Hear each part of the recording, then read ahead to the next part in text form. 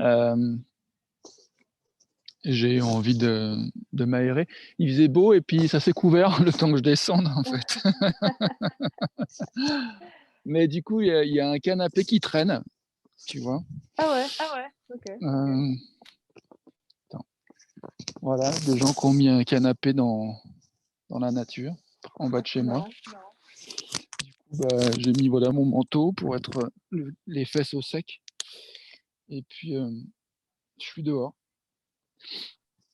J'aime bien.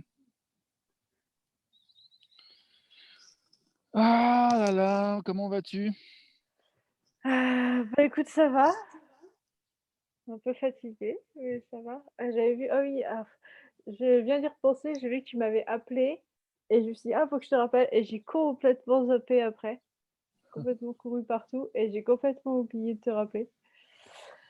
Du Hmm. coup, je sais pas ce que tu voulais peut-être partager un truc sur l'instant.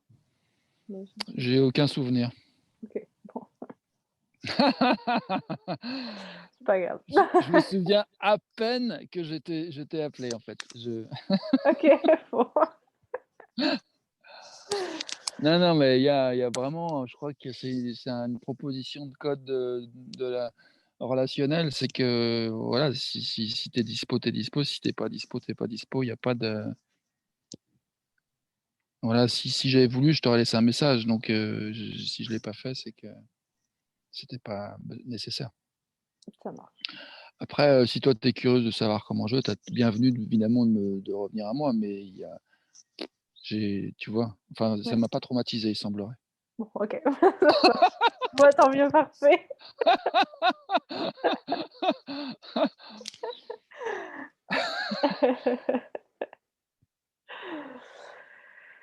Ok. Qu'est-ce que tu aurais envie, est-ce qu'il y a des trucs que tu aurais envie de partager là? Peut-être, mais là, c'est pas, ça sera plutôt du silence que j'ai envie de partager. Ouais, de faire l'espace à ce qui est ressenti. Ils sont juste là, j'entends les oiseaux chantent.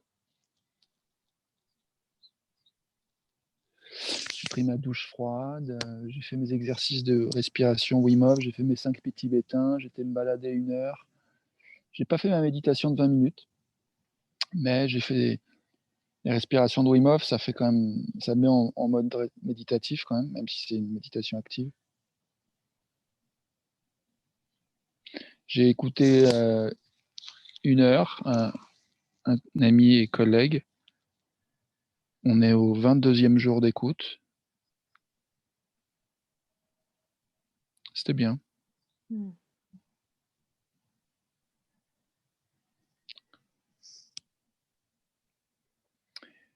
Du coup, moi, je crois que, en fait, ce qui est présent, c'est la question de ouais, qu'est-ce qui est désiré maintenant, qu'est-ce qu'on a envie de faire, qu'est-ce qu'on a envie de se dire. On n'est pas obligé de rester si on a envie de faire autre chose.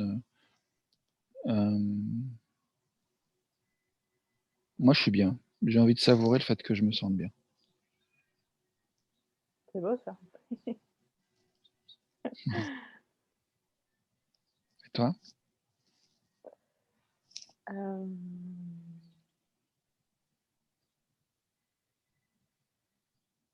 Je t'ai dit et toi, mais c'est vraiment aucune obligation de réponse.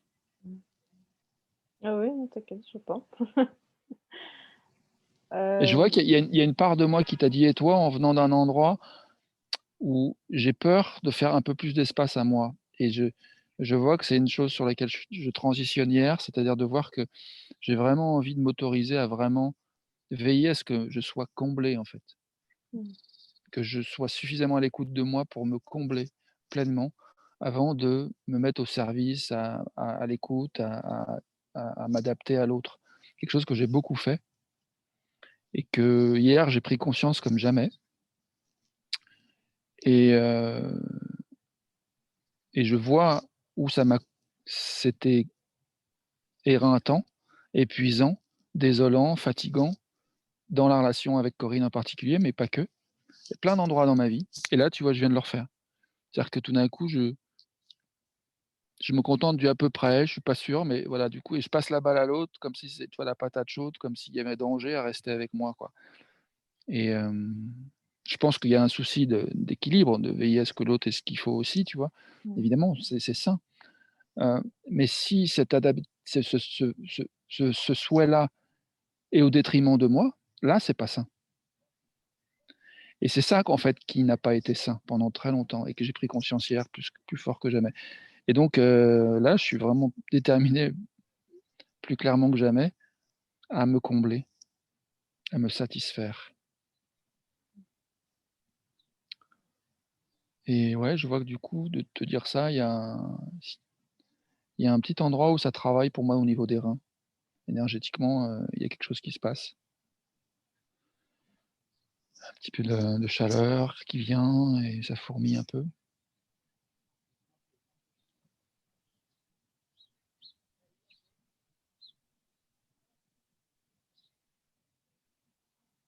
Mmh.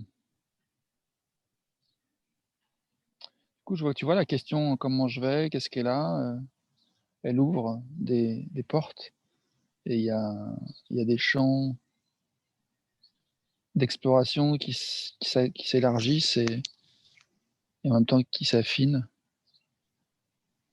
qu'il y a une qualité de présence qui s'affine et un champ de possibles qui s'élargit. Mmh. C'est doux. Là, je sens une douleur au niveau de, mon aile droite, au niveau de omoplate et un petit peu trapèze aussi. Ouais, ça pique. Ça c'est comme s'il y a quelque chose qui a comme si c'était un peu embleui, tu vois? Comme ça a reçu un choc, puis c'est un peu sonné, en fait. C'est un peu cette sensation de non, ouais, d'être un peu meurtri, un peu blessé. Mmh. Mmh. C'est bon de faire de la place à ça. C'est délicieux.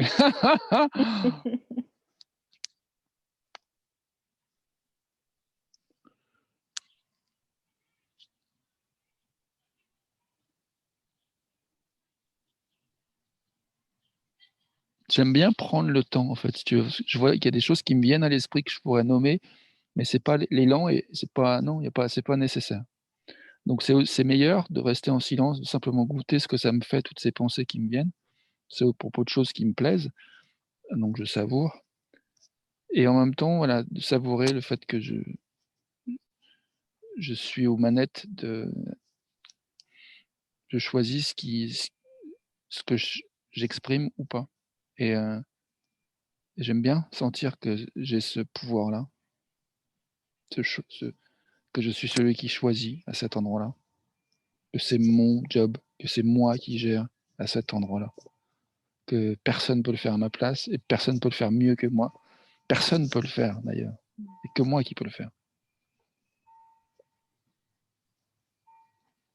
et là, je me sens pas seul, parfois je me suis senti seul dans des endroits où justement, comme je me comblais pas, j'attendais que l'extérieur me comble et comme ça venait pas, parce que l'extérieur ne sait pas aussi bien que moi ce que j'ai besoin et ben, j'étais souvent frustré, éreinté. On en revient à cette histoire de rein Mmh. qui porte et qui se fatigue en fait, qui s'épuise et c'est ça en fait, à porter le monde, à vouloir faire du bien et à s'oublier. Je me suis éreinté comme beaucoup d'entre nous et c'est vraiment une problématique qui est généralisée. Ça je suis clair que je suis pas le seul. Et oui. Donc vraiment je sens pas du tout de solitude à cet endroit-là, tu vois? Par contre, pour arriver à cette conscience-là, je suis passé par des moments un petit peu difficiles de honte, tu vois? De Mmh. peur de jugement, d'être jugé et cetera. Mais j'ai traversé ces contrées avec du soutien, je dois dire, enfin je veux dire, je vois rien. Hem, j'ai reçu du soutien vraiment en masse ces jours derniers et j'ai demandé aussi en masse et j'ai reçu en masse et j'ai pris une nouvelle expression hier quoi pour dire, c'est dense, dire c'est fat. Ah c'est fat. C'est pas Heu, Une explosion de Jones. Alors, Ouais. ouais, c'est fat. J'ai reçu du soutien fat, tu vois, du fat soutien, quoi. C'est génial quand on apprend des petits mots, qu'on s'amuse à jouer avec. Je trouve ça, ce côté ludique extraordinaire. Je pense à la joie que tu m'as partagée parfois dans tes travail d'écriture, des mondes que tu crées. Voilà, puis aussi d'explorer l'astrologie et d'autres choses. Et de ce qui se passe dans la maïeusthésie, voilà, de suivre le fil, et, voilà, et que ça se déroule, ça se déroule, ça se déroule. Il y a un côté comme ça. Aussi explorateur, tu vois, un peu, et qui peut être très amusant. Qui peut, pas tout le temps, mais. Enfin voilà, j'ai reçu du fat soutien et j'ai fait des fat demandes et j'ai reçu fatement. Et du coup, là, tu nourris, tu vois, je savoure d'avoir bien mangé, tu vois, et bien nourri. Et en même temps, j'ai encore faim, tu vois. Enfin, je veux dire, il y a de la place, je suis pas saturé, quoi. Je suis bien nourri et je voulais dire un truc. Et par rapport au chemin de prise de conscience, c'est ça. Je voulais dire que dans cette peur du jugement des autres, j'ai vu un cadeau aussi dans cette part-là qui avait peur. Là, je sens un petit peu de lourdeur, là, je me sens un peu un poids sur les épaules et j'ai le dos qui courbe un peu. Mais je reviens à cette idée d'éreintement et de. Je crois qu'il y a une espèce d'anesthésie pour pouvoir être dans la suradaptabilité, comme je pense que beaucoup d'entre nous l'avons été, à vouloir s'adapter à l'autre, s'adapter au monde et à se négliger un peu. Voire, quand je dis un peu, c'est un euphémisme, à se négliger énormément, à se négliger fatement, à se négliger des décennies souvent, pour beaucoup d'entre nous. Euh, Ça laisse des marques, ça laisse des traces. En tout cas, euh, ça affecte la qualité de vie, la capacité à vivre pleinement. Et du coup, ben, il y a quelque chose qui demande de s'anesthésier, en fait, pour pouvoir supporter ça. Et je crois qu'à un moment donné, la part qui a peur d'être jugée, entre autres, enfin, en tout cas, toutes les parts un peu gardiennes de prendre des prises de conscience, c'est qu'elles veulent que les choses se fassent, elles veulent que ça se fasse progressivement. C'est-à-dire que revenir à la conscience et à la resensibilisation d'un coup, c'est trop, quoi. Donc ça se fait progressivement. Et, et j'imagine que c'est encore en évolution. J'ai pas fini de prendre conscience. Bien sûr, en fait, c'est pas fini. C'est sans fin. Prise de conscience, c'est éternel, en fait. Il n'y a jamais de fin.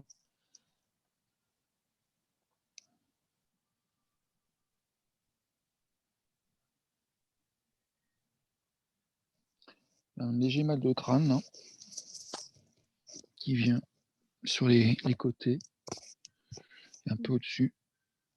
Et, et je pense que c'est un peu normal. Je suis en phase de détoxification. J'ai commencé un jeûne d'ailleurs aussi hier. Je me suis fait un jus hier soir pour amorcer. Et puis je suis en jeûne sec depuis hier soir. En fait. Je n'ai pas bu depuis hier. C'est quelque chose que j'ai déjà fait, donc je suis vraiment à l'aise avec ça. Là, physiquement, je sens que j'ai la gorge un petit peu pâteuse. Mais je me suis lavé les dents, j'ai passé la râpe sur la langue, et du coup, puis la douche froide, la marche et tout, je me sens clean. Mais ouais, il y a un travail de nettoyage qui est en cours. Et, et aussi en termes de prise de conscience, de comment je vais interagir avec le monde. Tu vois, là, avec toi, je m'autorise à exprimer ce que je dis et j'ai envie de t'inviter à m'interrompre, en fait, si jamais ça devient moins que comblant pour toi, en fait. Euh,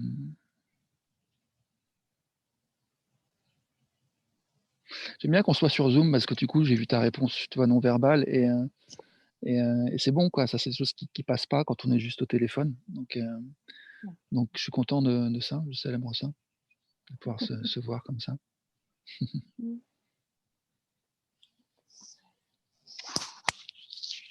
Donc ouais, je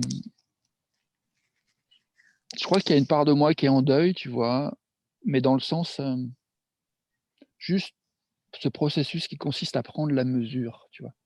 Prendre la mesure de ce que ça a été et de ce que c'est maintenant de réaliser, en fait. Et donc du coup, cette émergence à la conscience et cette sortie de l'anesthésie et qui fait que, voilà, je me remets à ressentir, en fait, et y compris les choses agréables et y compris les choses moins agréables. Et du coup, ça va le coût à s'il y a un coût à payer pour justement revenir pour sortir de l'anesthésie, c'est justement ça, c'est de de de sentir là où ça fait mal. Et le cadeau, c'est que ça permet aussi de sentir là où ça fait du bien. Et moi, il y a un autre cadeau, c'est quand on sait où ça fait mal, bah, ça donne ça invite à se mobiliser pour voir ce qui peut être fait pour que ça se passe mieux. Donc du coup, dans la relation avec Corinne en particulier, hier, elle m'a envoyé un message, qui m'a pété les burnes. Voilà, je m'autorise à le dire comme ça parce que ça correspond au niveau de saturation, en fait, d'un endroit où ça suffit, quoi. J'ai plus envie de me suradapter, quoi. Tu vois? J'ai plus envie, quoi, de nier mes besoins. Je dis ce que j'ai à dire, elle répond comme elle répond et elle a complètement le droit et en même temps, quand elle répond, ça me fait ce que ça me fait et du coup, je fais de l'espace à ce que ça me fait, quoi. Et du coup, j'ai exprimé, en fait, ce que ça me faisait. C'est des messages audio.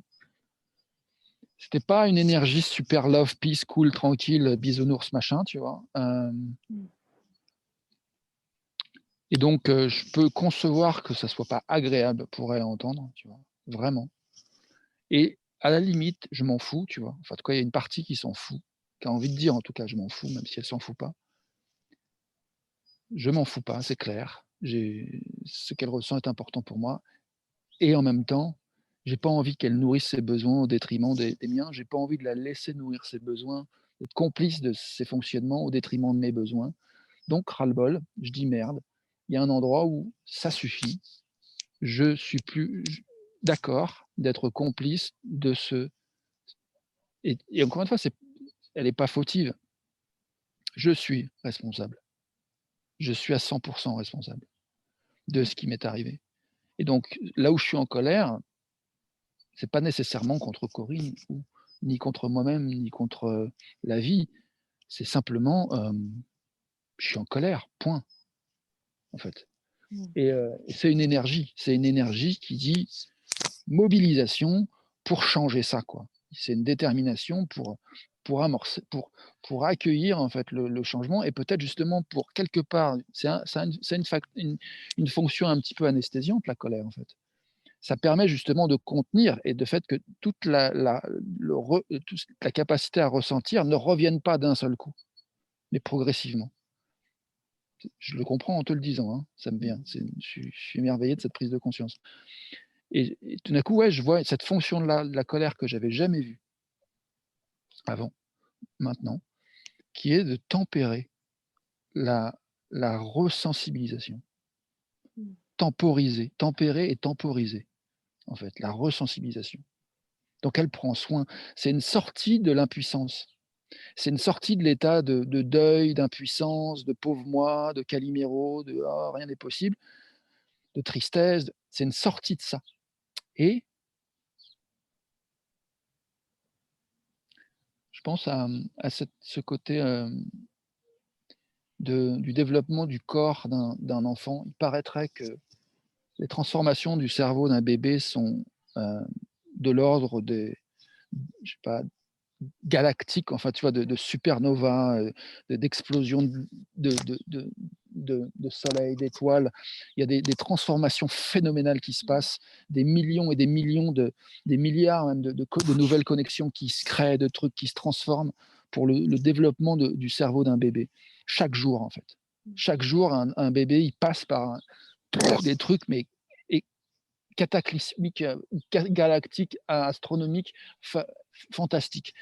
Et j'ai réalisé ça il y a pas très longtemps en regardant un bébé que j'ai croisé dans le couloir, dans l'immeuble de Corinne et je lui ai souri et j'attendais qu'il me sourisse et il m'a pas souri et je me suis dit: «Bah, il est pas obligé de me sourire. Il se passe ce qui se passe dans son cerveau. Il en est où il est, il fait le boulot qu'il fait. C'est fabuleux le boulot qu'il fait, en fait. Le boulot qu'il est en train d'éprouver, de vivre, de traverser est monumental, est gigantesque et donc qui suis-je moi pour parce que je suis attendri, que je fais un sourire, d'exiger entre guillemets «un sourire en retour»? Non, il me doit rien. Il fait ce qu'il peut et moi aussi et du coup, à Corinne et à qui que ce soit, je dois rien en fait. Je dois pas être gentil, je dois pas être tendre, je dois pas être amoureux, non, je dois être moi. S'il y a juste une chose que je me dois, c'est d'être moi. Ça dépote quand même, hein?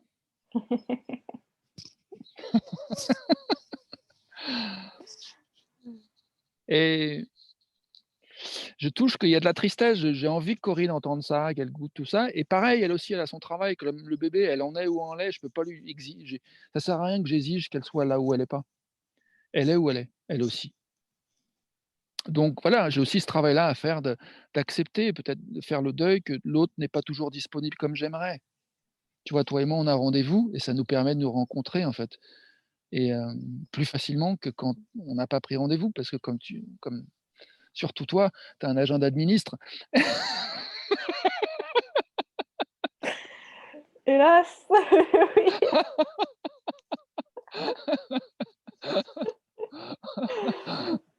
j'avoue. Mais c'est bien parce que ça donne l'occasion d'avoir des agendas de ministres et de se rencontrer quand même. Voilà, les ministres, ils gèrent quoi. Du coup, ils sont là, c'est bref. On est où on est, c'est ça que je voulais dire. On fait ce qu'on peut et du coup là, dans ce rendez-vous-là, je là, il y a mon dos qui me parle. Je vais changer de main pour le téléphone et je me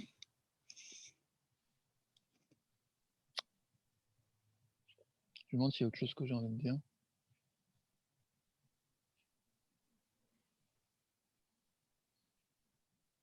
Je tremble un peu. Il y a la Chaya qui allait se balader. Je me demande si je suis à l'aise avec le fait qu'effectivement, elle risque de trouver des bouts de pain qui traînent, à se gaver un petit peu de de ce qui lui fait plaisir et qu'une part de moi voudrait l'empêcher de manger ça pour son bien-être. Mmh. D'où ça vient cette croyance? Que je sais mieux qu'elle ce qui est bon pour elle. C'est pas en fait, c'est pas ça, c'est mon confort égoïste bourgeois, je suis dans le jugement exprès, hein, c'est volontaire. Hem et j'ai un peu de colère vis-à-vis de Corinne aussi, c'est un peu qui a teinté un peu de ça, c'est voilà, j'ai pas envie qu'elle mange ce qu'elle a envie de manger parce qu'elle risque de faire une diarrhée et que ça va me déranger qu'elle fasse une diarrhée, tu vois? Mais est-ce que c'est si dérangeant que ça, en fait, si elle fait une diarrhée? Hein? Je veux dire, moi j'en fais des diarrhées, tout le monde fait des diarrhées, c'est pas si mal que ça permet d'évacuer de manière plus, plus quoi? Plus fluide, un peu plus fluide, enfin un peu plus molle en tout cas.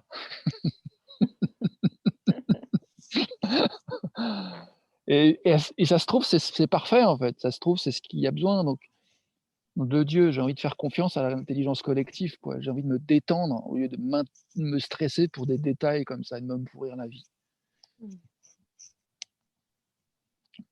ou me pourrir le moment parce que c'est un peu exagéré de dire la vie en général, mais ouais, en même temps, la vie, c'est une succession de moments et si moment par moment, je développe des habitudes qui me stressent et ben je vis une vie stressée. Par contre, si j'apprends à me détendre et effectivement à prendre soin de moi au point que j'en sois comblé et que du coup, bah, quand j'écoute l'autre, je suis vraiment nourri de moi, tu vois? Mmh. Et connecté à moi et que ça ne me coûte en rien d'écouter l'autre et d'offrir ma présence, ma compagnie à l'autre, mais qu'au contraire, chaque seconde ou chaque milliardième de seconde est nourrissante parce que comblante, en fait, parce que parfaite, parce que reçue, accueillie, et en même temps, voilà, l'expérience, c'est aussi que des fois, il y a des choses qui piquent, des choses qui heurtent, des choses qui blessent et que du coup, il y a un travail d'accueil qui est pas forcément évident, mais qui, s'il est permis, va révéler la richesse, le cadeau, la pépite, la merveille qui est là et qui attend juste à être reçue, en fait, et que c'est un cadeau magnifique que de recevoir ce cadeau, et que parfois la capacité à recevoir est telle que je suis pas capable. Il y a quelque chose qui dépasse ma limite confortable, et donc du coup, j'ai à travailler, à trouver des modifications pour garder le lien à moi et prendre une bouchée qui est ingérable et digérable à l'aune de mes capacités, en fait. Voilà, les mots sont pas aussi clairs que j'aimerais par rapport à ce que j'essaye de dire, mais je pense que l'idée, le principe, y est. Voilà, je suis en fait en mode d'émerveillement et de célébration de qui je suis, plus que jamais. Et je suis aussi touché de voir le rayonnement que j'émets, en fait, dans le monde, et les personnes que je touche, et ce qui se passe avec les uns et les autres, avec toi maintenant, avec Aurélie. J'ai fait le premier coaching avec ses clientes lundi. Elles étaient 3, donc 3 et moi. Je les appelle les courageuses. Voilà, c'est un nom voilà, pour savoir de qui je parle. Et puis ça connecte à une intention. On a du courage, on est tous des courageux, des courageuses, quoi. On a tous le cœur sur la main, l'envie de servir, et en même temps, bien sûr, il y a des serial killers parmi nous, mais peut-être ils prennent soin d'eux, en fait. Ils s'écoutent. Peut-être qu'ils nous montrent justement l'extrême de qui peut aller dans l'horreur de s'écouter, en fait, de suivre son impulsion, tu vois, son instinct, ce qu'on a envie. Mais malgré tout, il y a un cadeau à voir là-dedans aussi, en fait. Et du coup, pour pouvoir le voir, je trouve que c'est bien de commencer à en parler comme je viens de le faire, en fait. Et je m'attendais pas à parler de serial killer et de trouver quelque chose de beau dans les serial killers, tu vois? Mais je viens de le faire pourtant. Et hem et je pense que si on arrive à justement à se prendre la à ce cœur sur la main, on arrive vraiment à se le donner à soi d'abord et à se nourrir, bah, du coup, il y a possibilité de tendre la main ensuite à l'autre, et donc y compris au serial killer, pour l'entendre dans le truc magnifique de sa démarche, qui prend soin de lui-même ou d'elle-même. Et je pense, bref, non, il y a d'autres mots qui me viennent, je ne vais pas les nommer, je ne veux pas me disperser. Mais tous ceux qui font des choses qui ne plaisent pas aux autres, en fait, on va dire, ce qui arrive à tout le monde d'ailleurs, à différents degrés. Je fais des choses qui ne plaisent pas à Corinne, bien souvent. Donc, l'autre va faire aussi des choses qui ne me plaisent pas, bien souvent. Donc, si j'ai suffisamment ce cœur sur moi, en fait, cette connexion à moi, et cette main après peut voyager, mais si le lien, en fait, entre ma main et mon cœur est senti, ben la main peut explorer le monde et aller rencontrer, en fait, le cœur de l'autre, rencontrer la main de l'autre, rencontrer l'épaule de l'autre, rencontrer le ventre de l'autre, et du coup voir comment ça se passe et comment ça contribue à ce développement que le bébé a tous les jours, en fait. Il y a, comment il s'appelle ce gars? Il parlait de l'enthousiasme, que justement ce qui favorise l'apprentissage, c'est l'enthousiasme. Ce qui fait que le cerveau marche bien, c'est l'enthousiasme, et un enfant est d'après les études, heu, je sais pas en pourcentage, mais le nombre de fois qu'il est beaucoup plus souvent enthousiaste qu'un adulte, c'est c'est parlant, et et pour moi, si on a je pense qu'on a cette capacité à revenir à cet enthousiasme, en fait, à cultiver cet enthousiasme-là. Je pense qu'on est capable de devenir encore plus enthousiaste que le plus enthousiaste des bébés. Je pense qu'on est capable de développer une culture qui va faire que le fait de naître n'est pas le début d'une dégénération qui va vers la mort. Mais tu vois, c'est comme si à 20 ans, on décroît, ou à 40, 50, après on descend. Moi, je dis non. Mon but, c'est de vivre jusqu'à 120 ans au moins, et de prouver que c'est possible, et de prouver qu'on peut être heureux et fringant et, et au top de soi à 120 ans et au-delà. Je crois en ça, en fait. C'est un objectif que je me suis donné il y a quelques dizaines d'années, et je le réactualise en le disant là maintenant, en te le disant, en nous le disant. Et qu'est-ce que je voulais dire par rapport à cet enthousiasme? Bah, je parlais d'apprentissage.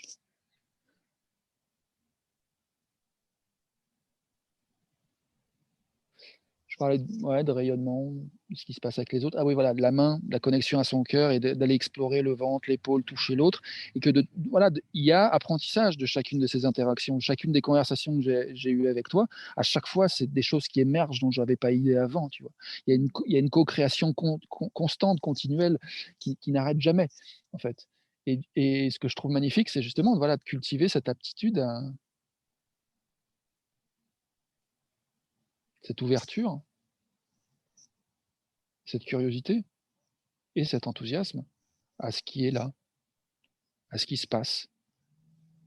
Sachant que ce qui se passe dans la prochaine seconde, j'ai aucune idée de ce qui va se passer dans la prochaine seconde. Elle ne m'appartient pas, elle n'est pas là, elle n'existe pas. Donc je ne peux pas savoir ce qui va s'y passer, elle n'existe pas, elle est à naître. Et, et donc dans cette naissance de chaque instant, cette connaissance de chaque instant, donc ces naissances ensemble, il y a des merveilles qui émergent, de la clarté de ce qui est désiré, qui grandit, qui évolue. Et c'est sans fin.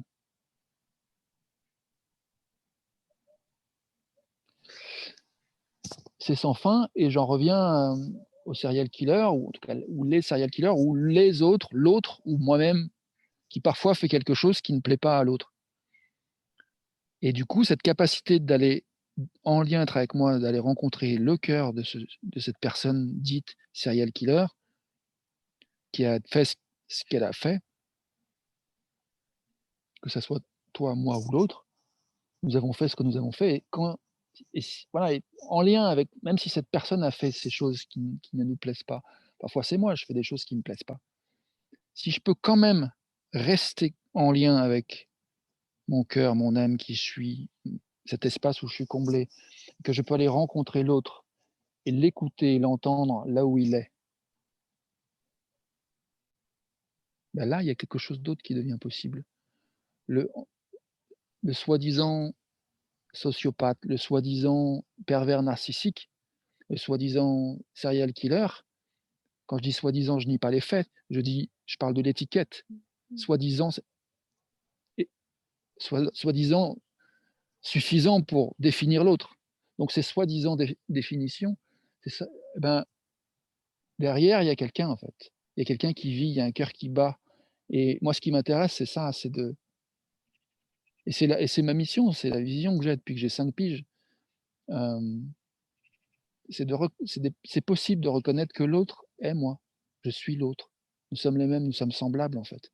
Et donc, si je peux entendre le soi-disant serial killer, le soi-disant pervers narcissique en moi ou en l'autre, ben, tout d'un coup, cet être à qui on a pu coller cette étiquette se sent touché, se sent vu, se sent reconnu, se sent entendu dans ce qu'il a d'unique, de précieux, de merveilleux, de contribuant à la créativité collective, en fait. J'en chialerais de dire ça.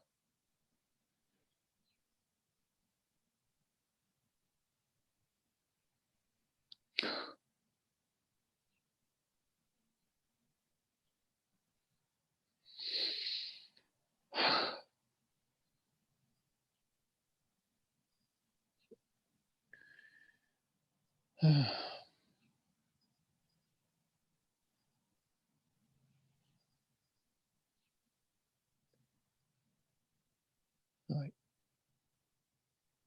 Et à ce moment-là, tout change, en fait. Plus rien n'est plus pareil, en fait.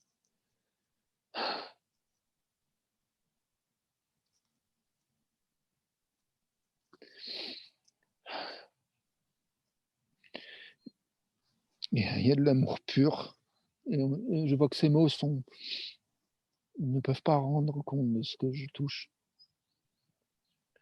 Je crois que ça ne peut pas rendre compte de ce que nous touchons dans ces moments-là, de ce que nous voyons. C'est au-delà des mots. Il y a quelque chose qui nous prend, en fait, qui nous saisit, ouais, là, en l'occurrence, moi, qui me serre le cœur, qui me l'étreint, en fait, qui m'étreint le cœur.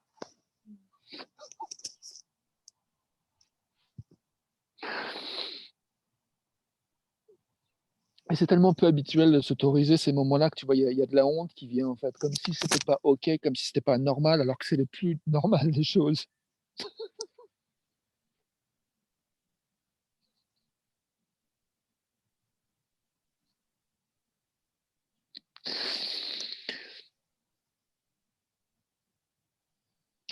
Ouais, là, je pense que j'ai envie de faire la petite minute en colère contre le monde. J'ai envie de dire: «Voilà, on a oublié, tu vois, bande de cons qu'on est». Hem, ouais, on a oublié que c'est normal, en fait, de se sentir étreint et d'en pleurer tellement il y a quelque chose à lâcher, en fait. Parce que quand dans cette étreinte qui est quelque part un peu contraignante, comme un hug, tu vois, on c'est un peu contraignant, mais il y a une dose, il y a un dosage qui fait qu'on sait que c'est pas pour être contraint et qu'on n'est pas en train d'être violé ou abusé ou écrasé. Si c'est le cas, bah, là, ça devient confortable. On et du coup, c'est sain d'avoir envie de dire: «Stop le hug», mais là, en tout cas, il y a voilà, encore une fois, là, il y a cette notion, une part de moi que j'ai identifiée il y a 2 jours qui est ouais, qui veut des nuances, en fait, qui veut vraiment ralentir et donc du coup, qui dit: «Bah, là, ouais, il y a l'importance de la dose». Quand c'est fat, c'est bien, mais quand c'est trop fat, c'est plus bien. Et donc il y a vraiment c'est là que ça que l'importance du tact, l'importance de la sensibilité qui permet justement de sentir qu'il y a quelque chose de merveilleux dans cette étreinte de mon propre cœur que je viens de sentir à un point que ça m'en a fait chialer. Physiologiquement, parce que c'est la réponse naturelle, en fait, physiologique de pleurer et qu'on a plein de mécanismes qu'on a intégrés qui font qu'on s'empêche les uns les autres. J'ai pu m'empêcher les uns les autres, j'essaie de revenir à de la responsabilité. Je me suis empêché, j'ai intégré des mécanismes, j'ai j'ai j'ai j'ai j'ai j'ai fait des choix. J'ai fait des choix, j'ai pratiqué des choses qui m'ont parfois empêché de me sentir, de m'écouter, de m'étreindre. Hem Et là, je fais autre chose. Je fais carrément autre chose, en fait. Je fais carrément quelque chose qui me permet de m'étreindre, de me sentir, d'accueillir ce qui vient, de pleurer quand ça vient, de rire quand ça vient et d'accueillir le tremblement dans mon corps quand ça vient à l'instant. Hem, D'accueillir ce temps de silence comme il vient de venir, d'accueillir cette part en moi qui tout d'un coup goûte ce silence et qui se dit: «Bah, ouais, voyons voir». Ce qui se passe dans ce silence. Comme je peux, voilà, avoir ma main disponible pour écouter le cœur de l'autre, je peux avoir ma main disponible ou ma conscience disponible, mon attention disponible pour écouter ce temps de silence qui émerge, dans lequel qui vient de naître et tout d'un coup dans lequel je me retrouve, dans lequel je me pose, dans lequel je me dépose, dans lequel je me repose. Ah, c'est bien, je fais de la poésie.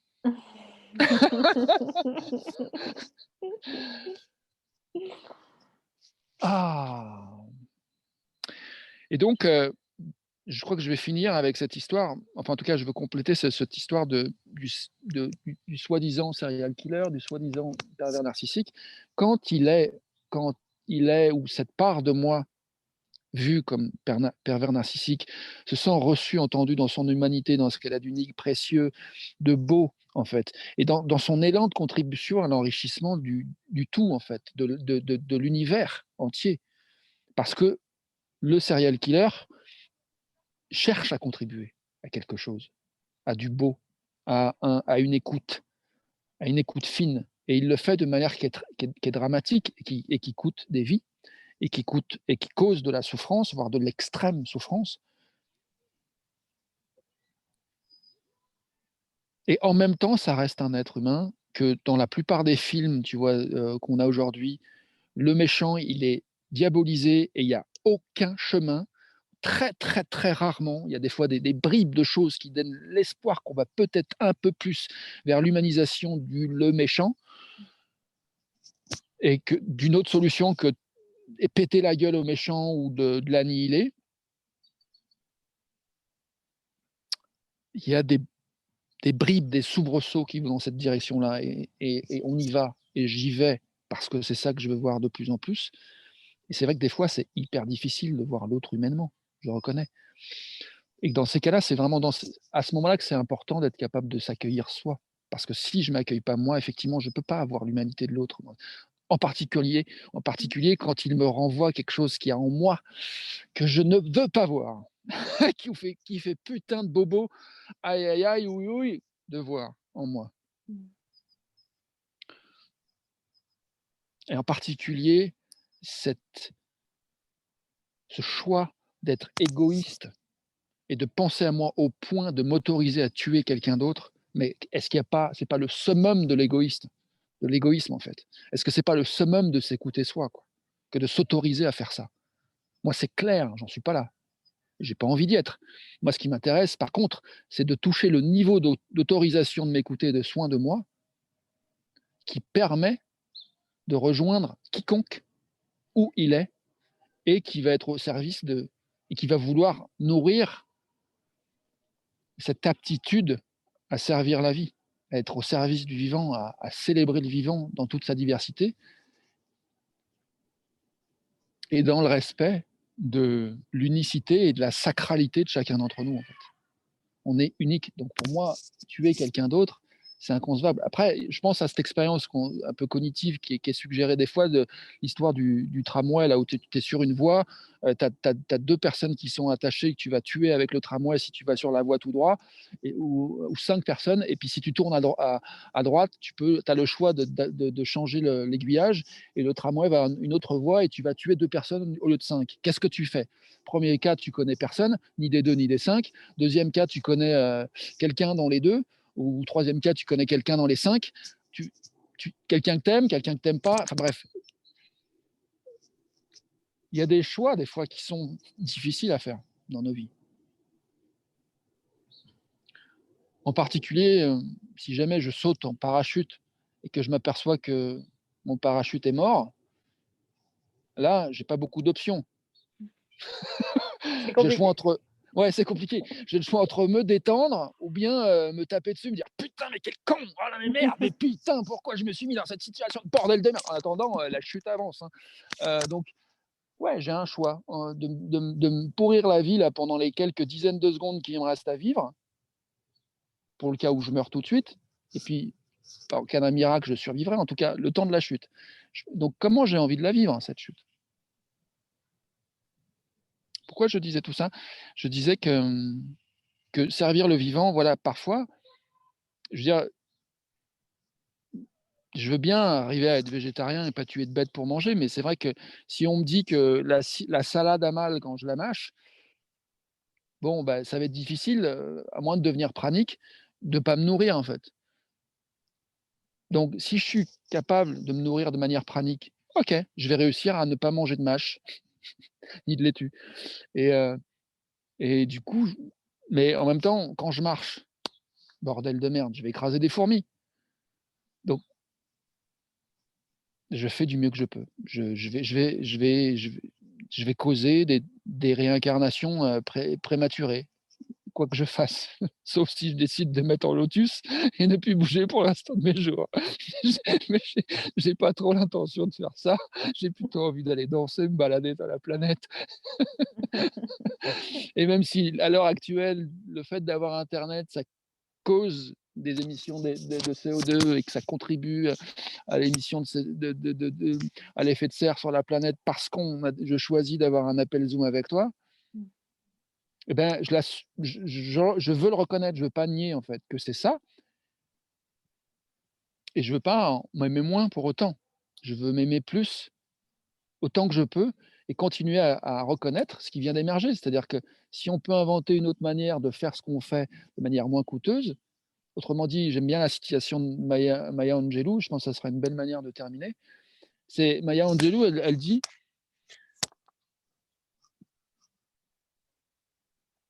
je ne sais plus exactement les mots, c'est quelque chose de l'ordre de tu, tu fais de ton mieux jusqu'à ce que tu saches mieux faire, et alors tu fais mieux.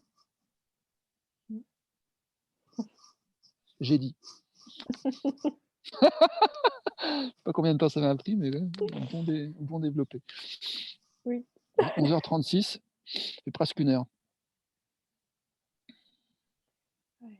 Bah, merci, déjà. Ouais, ça m'a bien parlé, ouais, ça m'a fait penser aussi à plein de choses qui ont émergé. Déjà, merci pour le partage. Hem, je sais pas si ça te va si je te dis ce qui vient? J'espère bien que tu vas faire ça.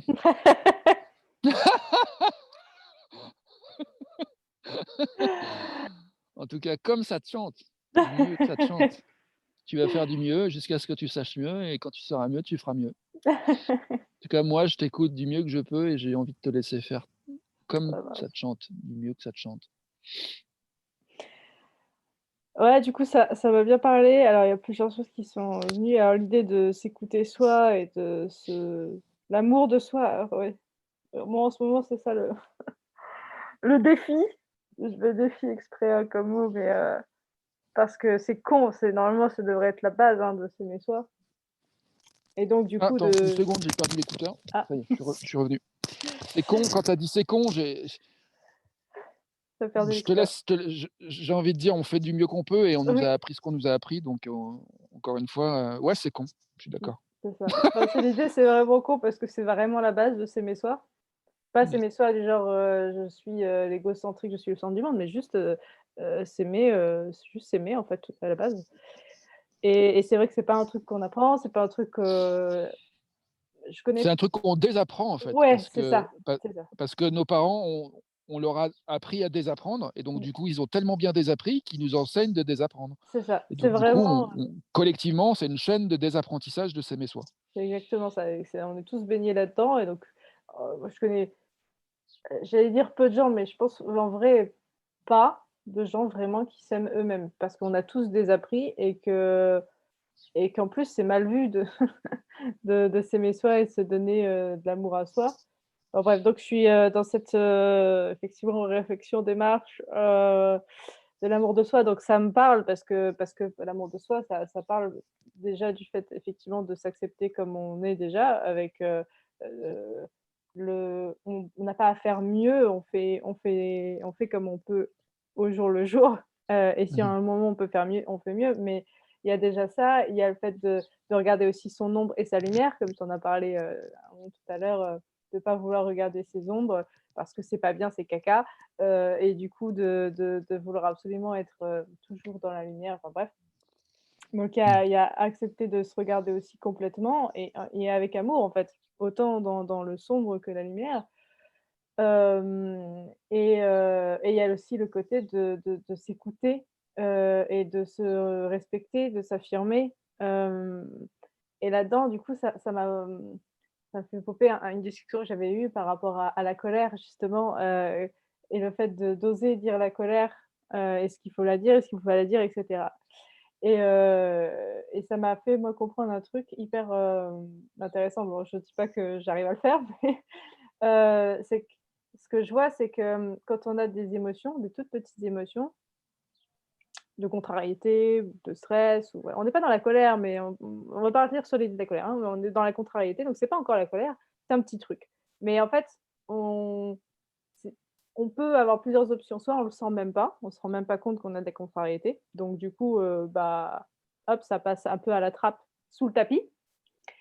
Mmh. Soit, on en a, mais on se dit: c'est pas trop grave, j'ai pas besoin de le dire à la personne, que ça m'a contrarié, j'ai pas besoin de le reconnaître et j'ai pas besoin du coup je regarde pas plus loin, pourquoi j'ai été contrariée vraiment et cetera et pareil, on met sous le tapis et l'idée, c'est que je me suis rendu compte que, avec ces 2 premiers mécanismes, bah, en fait, on remplit le tapis et qu'à un moment, effectivement, le tapis est tellement plein que la petite goutte supplémentaire fait que là, on est en colère. C'est qu'on n'est plus sur la petite contrariété où on est stable, où on peut dire: «Attends, écoute, c'est vrai que là, ça me dérange quand tu dis ça ou quand tu fais ça parce que pour moi, c'est important ça, ça, ça». Au moins de le dire, hop, on peut exprimer, on clarifie, on voit aussi l'origine, nin et puis en fait, l'émotion, elle est pas restée sous le tapis, elle est sortie, donc elle s'accumule pas.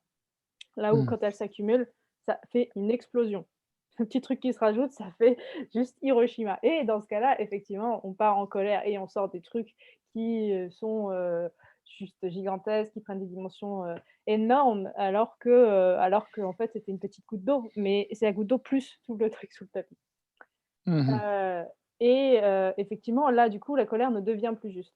C'est-à-dire une colère, où on dit, «Non, ça me va pas». Ma limite est là, je la dis clairement: «Moi, j'ai pas envie d'accepter, que tu me parles comme ça parce que pour moi, j'estime mériter du respect». J'ai de l'amour pour moi, mais j'estime, avoir suffisamment d'amour pour ne pas accepter qu'on me traite comme ça. Ouais, ça on peut replacer des choses et poser ses limites et là, on peut le faire dans la justesse avec une forme de colère, mais une colère, voilà, saine, on va dire. Là où quand on part dans l'explosion, on a mis plein de trucs sous le tapis, la colère, elle est plus du tout juste, et en plus, il y a plus on dit même plus la base, de ce qui est, on est juste, en train de pourrir l'autre parce qu'on est trop il y a trop en fait. Il y a trop et on en veut juste à l'autre. Heu et du coup, c'est de voir ces mécanismes-là, je me suis dit: «Mais c'est ouf» parce qu'en fait, on se rend même plus compte. C'est pareil, on a désappris à écouter nos émotions, donc du coup, les petites émotions comme ça, juste, basiques, moi en tout cas, j'avoue, je les vois même pas en fait. C'est-à-dire que c'est tellement, infime, c'est tellement simple, c'est tellement et puis il y a après le truc du socio-culturel, enfin les codes sociaux, bon bah ça on va pas le dire en société, heu qu'on est contrarié, on va pas blesser l'autre, enfin après il y a plein d'autres choses, donc on le dit pas et donc ça reste et cetera et donc ouais, je partage ça parce que ça m'a vraiment fait penser à ça et de me dire que si ça, chacun arrivait aussi ça parle aussi de responsabilité de soi, hein, en fait, responsabilité de ses émotions, responsabilité de soi et de ce qui touche et touche pas et ce qui est important. Et la capacité de le dire, de le partager, sans chercher à mettre l'autre en cause, hein. C'est-à-dire que, ça me va pas quand tu dis ça, mais c'est pas parce que c'est toi, c'est juste que moi, heu, ça c'est trop blessant ou c'est machin. Mais en fait, on est responsable de notre propre émotion. On vient pas dire que c'est la faute de l'autre et on va pas dire à l'autre de changer. On dit juste: «Moi, j'ai pas envie d'accepter, ça». C'est-à-dire que là, moi, je te le dis, vu que c'est trop difficile pour moi, bah, je préférerais, partir ou couper la conversation si c'est ça, parce que ça me blesse trop et après, je vais t'en vouloir ou enfin, ou je vais être en colère ou je vais et ça va pas bien se passer. Donc, je prends mes responsabilités de ce que je ressens et puis je vais aller me calmer et je vais aller voir aussi, l'origine parce que peut-être qu'il y a aussi, des blessures qui sont liées à des mots, heu, qui ont été entendus peut-être dans l'enfance ou j'en sais rien, enfin et qui ont été très blessants et ça aura pu sur des blessures. C'est en gros, il y a aussi une notion de responsabilité de soi et de ses émotions et de pas responsabiliser l'autre pour soi. Donc quand j'ai vu Quoi? ça, je me suis Pas dit: respon tu as dit quoi? Pas responsabiliser l'autre pour soi? J'ai pas compris ça. Hem, pas essayer de faire porter à l'autre la responsabilité de ce qu'on vit. OK. C'est clair. De nos émotions, de ce qu'on vit, de ce qu'on veut dire, de ce qu'on veut pas dire, de l'origine de ce qu'il y a. Voilà, on est responsable nous-mêmes de ça. Que l'autre il dise, Mmh. «Je t'aime bien» ou «Je te déteste», l'émotion, c'est la nôtre. C'est pas la sienne. Mmh. Hem, donc enfin voilà, j'ai un peu identifié ça et je me dis: c'est un sacré chemin» parce que comme je dis, voilà, on a déjà appris ça, donc ça va être d'essayer d'être vraiment à l'écoute, comme tu l'as dit, hein, vraiment à l'écoute de soi et même des petits détails et des petites choses et de pouvoir, laisser la place à ça, pouvoir sentir l'origine et pouvoir aussi l'exprimer à l'autre. Parce qu'il y a tout ce truc aussi, qui va derrière avec, alors la CNV ou même tous ceux qui sont dans le développement personnel, globalement, il y a toujours ce truc de, il faut pas dire à l'autre, faut pas être méchant avec l'autre, faut pas blesser l'autre et du coup, ça fait une violence avec soi-même parce que du coup, il y a des choses qui ont besoin d'être dites, il y a des choses qui ont besoin d'être partagées, et il y a des choses aussi qui vont sortir comme elles sortent. Donc on est encore une fois pas parfait et qu'on ait mis des trucs sous le tapis et qu'on n'ait pas vu, bah et ben, c'est comme ça. Du coup ici ça explose et c'est important de pas s'empêcher parce qu'on essaie de contenir un truc encore, enfoui quoi. Alors que si ça explose, on pourra dire à l'autre: «Je suis désolé, je me suis emporté, je me suis pas rendu compte parce que il y a plein de trucs que j'ai gardés, que j'ai pas remarqué» et du coup, on peut poser les choses et on peut aller voir, ce qu'il y avait.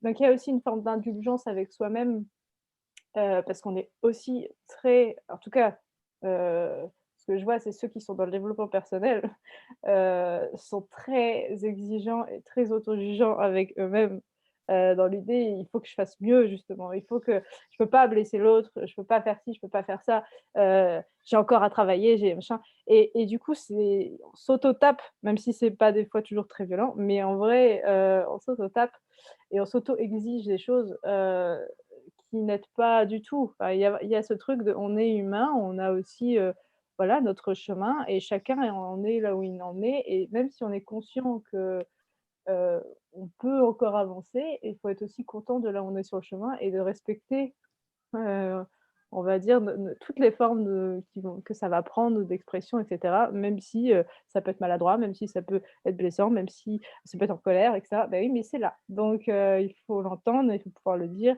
et il faut surtout pouvoir, heu, revenir dessus après avec la personne. C'est-à-dire que si ça a explosé, pour moi, en fait, l'important, c'est pas d'empêcher que ça explose, c'est de pouvoir comprendre pourquoi ça a explosé, avoir de l'amour pour soi et de la douceur pour soi pour, hem pas s'auto-taper et dire: «Ah et bah, j'ai explosé, j'ai encore gueulé comme ça et tout, c'est insupportable». Non, c'est dire: «OK, j'étais en colère à ce point-là, en fait.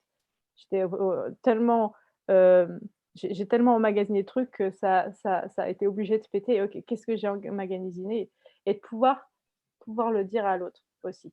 Parce qu'il y a cette idée de, voilà, pas contenir l'explosion, mais surtout de pouvoir revenir vers l'autre après pour pouvoir partager ça. Parce que sinon l'autre, il va pas forcément comprendre. Alors que si on lui dit: «En fait, je suis désolée, c'est que j'ai mis trop de trucs sous le tapis, j'ai plein de choses que j'ai pas dites et que j'ai pas osé parce que j'avais peur, que ça te blesse, que ça coupe la relation, que ça machin et cetera» et du coup, j'ai beaucoup accumulé et là, c'était trop et ça a juste sorti, n'importe comment. Donc je suis désolée, la forme, je suis désolée, machin, par contre, je vais te dire ce qui est important pour moi et donc ça replace les choses, on va dire, de façon plus juste. Donc déjà, ça m'a fait Ça penser. replace les choses, j'ai pas entendu De un mot façon que plus juste, mmh. plus saine aussi. Parce que quand on est en colère et qu'on explose, souvent on dit pas les choses, très correctement et même pas ajustées par rapport à ce qui est vrai, par rapport au fond de pourquoi vraiment on est en colère. Donc il y a aussi une forme d'honnêteté avec soi, qui est pas toujours facile parce que ça demande d'aller regarder, bah, c'est plus facile toujours de dire: «Bah, oui, je suis en colère à cause de l'autre parce qu'il a fait ci, parce qu'il a fait ça, il est insupportable, parce qu'il me respecte pas». Non, OK, d'accord, là, tu es en colère parce que c'est juste qu'il y a plein de fois où tu as pas dit tes limites. Donc à un moment, si tu les dis pas, l'autre, il peut pas savoir et donc s'il les sait pas, il va continuer à les enfreindre, ses limites. Heu, Je peux nommer un truc? Vas-y. Hem, je me demande aussi s'il y a pas aussi enfin, je crois que ça je pose la question en mode, soit pour pas assumer que en fait si, voilà ce que je pense. Je pense qu'il y a aussi cette croyance répandue d'une espèce de relation idéale et de civilité et donc c'est comme si, nos éruptions volcaniques en fait seraient pas saines. Alors qu'en fait, est-ce que c'est pas un peu aberrant de dire, que c'est malsain que la Terre ait des éruptions volcaniques? Elle a des éruptions volcaniques, tu vois? Mmh. Ça fait partie de la réalité, quoi. Donc on fait du mieux qu'on peut, puis à un moment donné, pour pouvoir faire mieux, il y a besoin d'une éruption volcanique. Mmh. Effectivement, c'est chaotique. Évidemment, ça explose, ça éclabousse, ça brûle, ça pique, ça vient gicler dans la gueule de l'autre. Oui, d'accord, mais est-ce que finalement c'est si mal que ça? Je pense qu'il y a la croyance que c'est à tout prix à éviter Mmh. et que comme on veut à tout prix éviter ça, on se contraint d'une force et il y a pas d'espace pour exprimer vraiment cette puissance volcanique qu'on a tous en fait Mmh. et qui n'est pas malsaine. Par contre, effectivement, c'est intéressant si on va apprendre à contenir de façon qu'on évite qu'il y ait de se trucider les uns les autres, de se faire des guerres comme on le fait de toute façon ou qu'il y ait des divorces et compagnie. Donc de toute façon, ça a lieu. On a beau dire: «Il faut pas», Mmh. ça se passe. Du coup, comment on peut faire pour accueillir que ça se passe et de l'accueillir de manière qui est plus en accord avec ce qu'on veut, sachant qu'on en est venu à savoir ce qu'on sait maintenant, en fait? Du coup, la question, c'est est-ce qu'on peut faire mieux que ce qu'on a déjà fait? Et je pense que c'est ce que tu dis dans une fois que la colère est passée, que le truc a explosé, ça redescend, ça retombe et du coup, effectivement, là, il y a d'autres ressources. Mmh. Tu vois? La lave a retombé, la poussière qui était dans l'atmosphère est descendue. Donc là, il y a une clarté qui revient. Mais il y a un temps où C'est le ciel est empoussiéré, on peut rien voir et on peut pas faire mieux Mmh. que voir ce qu'on voit et de pas voir ce qu'on voit pas. Donc c'est ni bien ni mal, ça se passe. Et puis effectivement, il y a un deuxième temps où tout d'un coup, on peut revenir sur l'expérience et voir ce qu'on veut en faire, sachant que ce Mmh, qui s'est passé, c'est passé. tout à fait, c'est ça.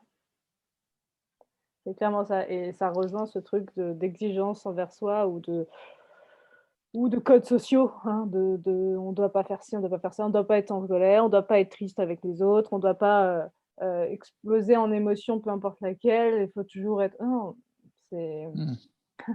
c'est pas juste. On est, des êtres d'émotion, c'est même les animaux, hein, si on dit: «Les animaux, ils ont pas d'émotion», c'est faux, ils en ont carrément et eux, ils expriment et ils ont pas de souci avec ça.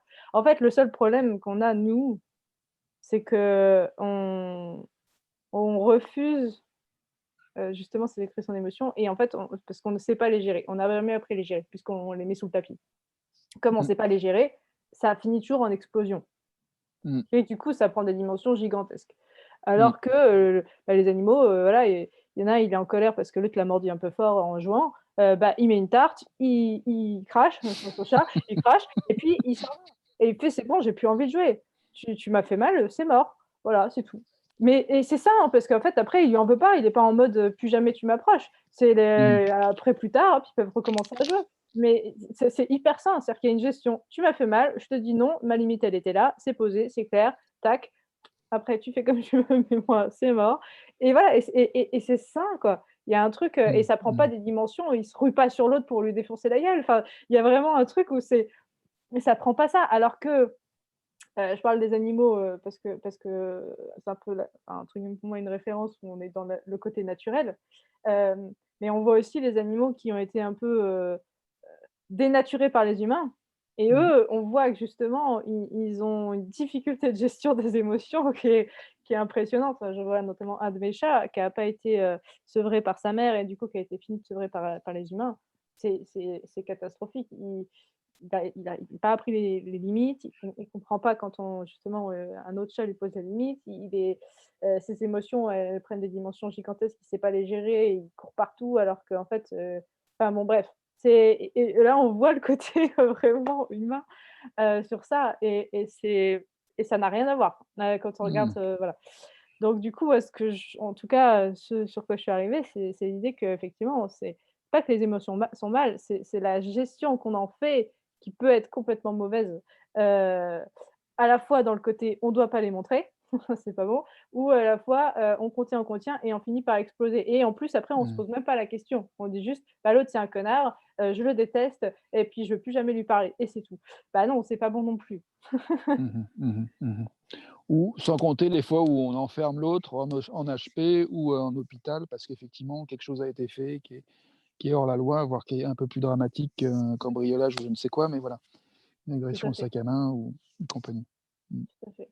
Oui, parce que là, c'est pareil, si, la personne pendant, je sais pas, la moitié de sa vie, elle a contenu, énormément d'émotions, elle s'est jamais autorisée à le faire, à se permettre de le faire et cetera et qu'il y a un truc qui se passe et qui là, ça fait juste sortir absolument tout ce qu'il y avait sous le tapis, bah, ouais, là, ça peut prendre des dimensions d'une violence extrême. D'où, Mmh. je pense, Mmh. effectivement, quand tu dis ça, je pense au crime passionnel, par exemple, mais c'est des trucs où les personnes, il y a comme un ça vrille, mais parce que c'est trop et il y a trop à l'intérieur et après la personne, elle sait même plus, elle dit: «Je sais même pas ce qui m'a pris, en fait». C'est Mmh. parce que c'était trop et bah, ouais, c'est ça, en fait Mmh.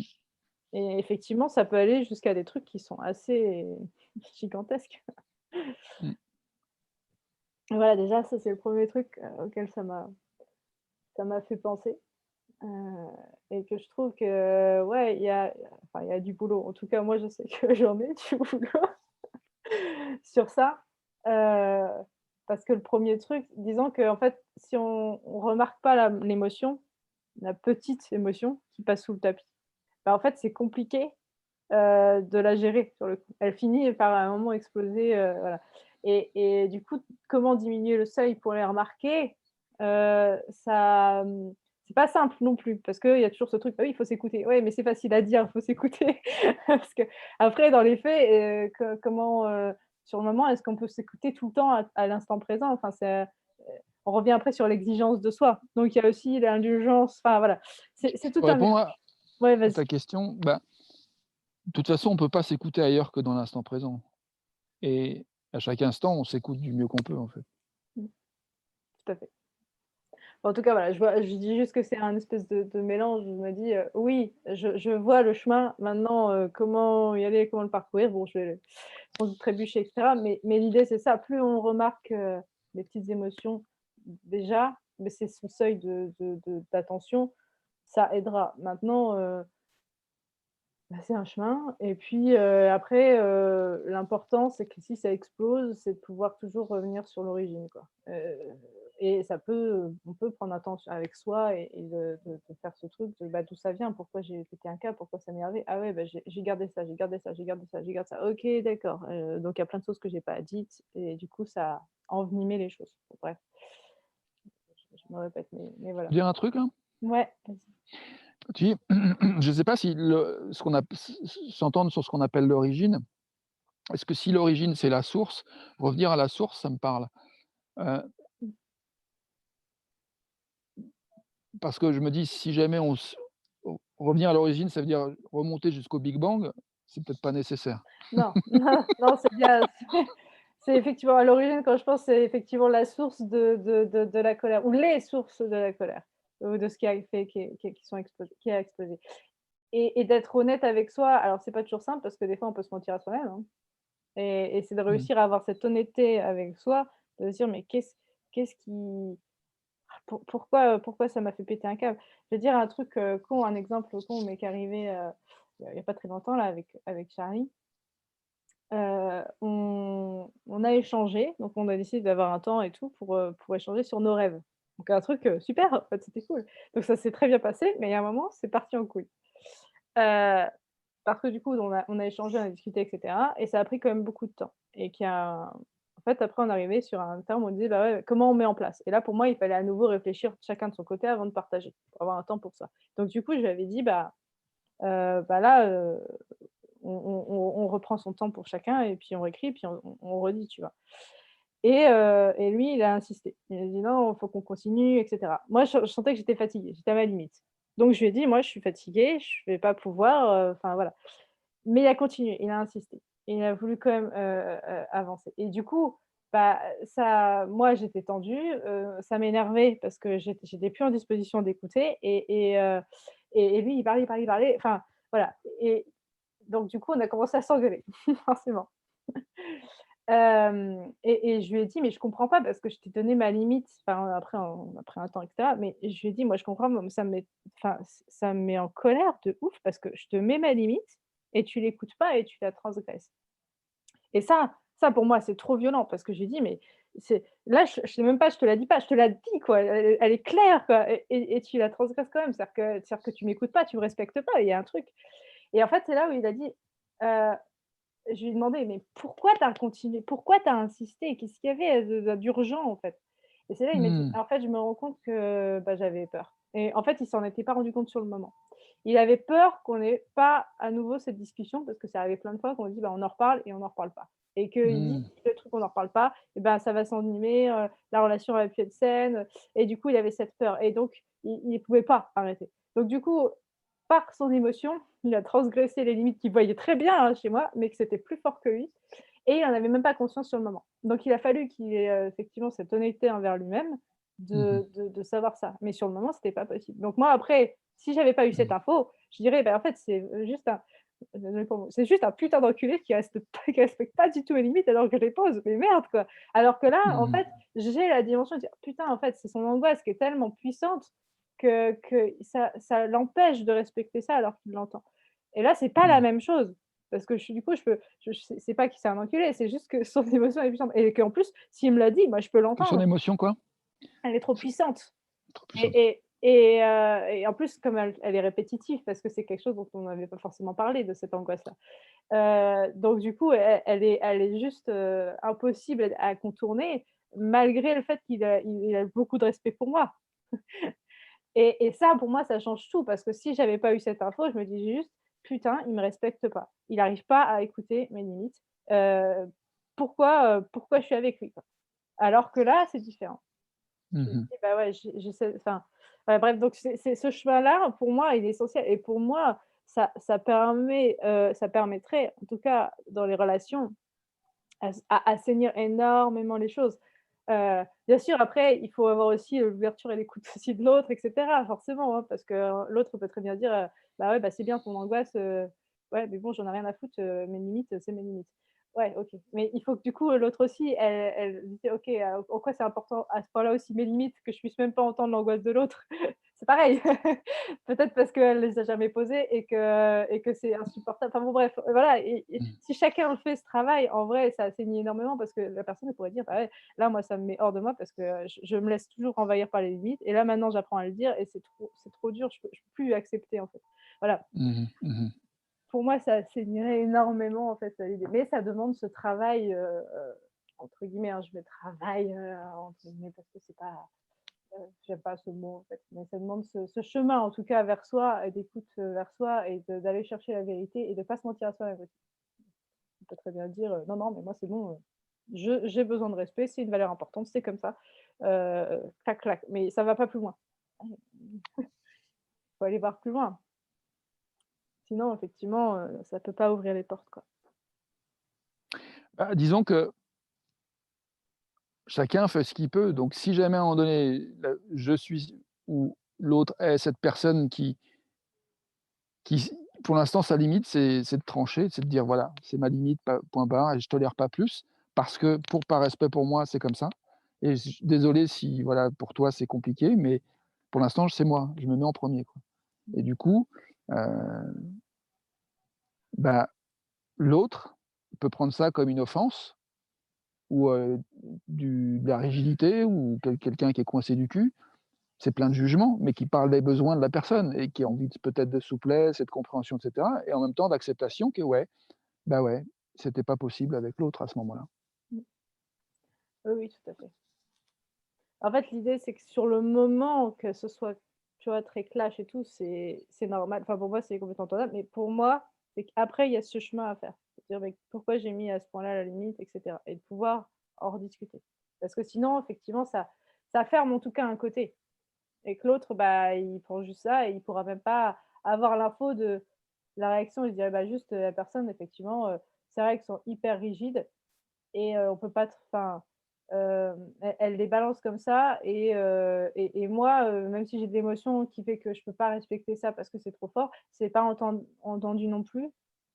Ça coupe en fait dans l'idée. Alors que si l'autre, elle fait aussi son chemin, elle pourra dire: «En fait, c'est important parce que j'ai été trop blessée, parce qu'on m'a trop pas respectée pendant longtemps» et du coup, l'autre, elle pourra dire: «OK, dans ce cas-là, ça veut dire que tu as bien entendu mon émotion, mais toi aussi, c'est trop fort» et là, il y a quelque chose qui se passe en fait. Il y a une forme de connexion, je sais pas comment dire, mais et du coup, il y a une forme aussi d'acceptation que c'est OK que l'autre elle pose ses trucs en respect comme ça, clash, parce que c'est compris l'origine. Après qu'elle fasse le chemin pour, assouplir l'origine et pour, peut-être, apaiser les blessures et cetera, ça lui appartient, mais au moins déjà l'autre elle comprend ce qui se passe, ce qui se joue.